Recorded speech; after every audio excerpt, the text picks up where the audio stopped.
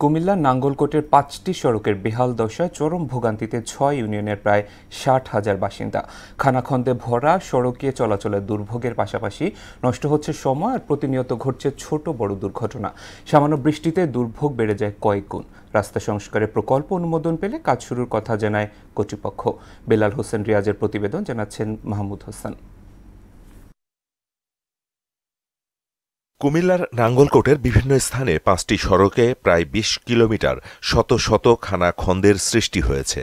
৪ বছর ধরে সড়কগুলোর হাজারো খানাখন্দ দিয়ে পথচারী এবং ছোট বড় যানবাহনকে চরম ভোগান্তির মধ্য দিয়ে যাতায়াত করতে হচ্ছে।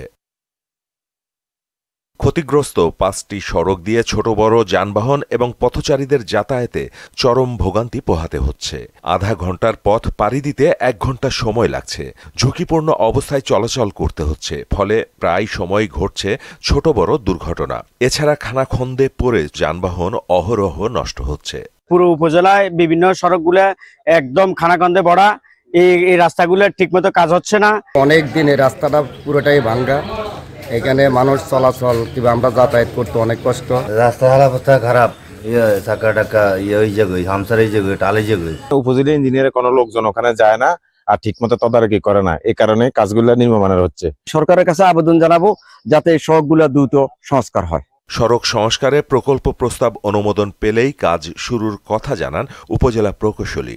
আমরা প্রায় 8টি রাস্তা অনুমোদন করেছি।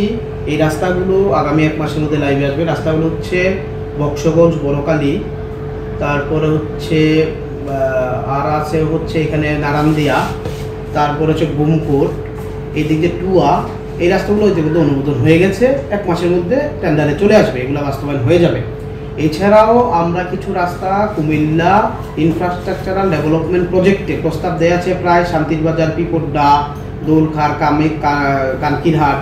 এছাড়াও 20টা রাস্তা প্রস্তাব দেওয়া আছে, একে আছে অনুমোদন হওয়ার সাথে সাথে সেগুলো আমরা বাস্তবায়নে যাব।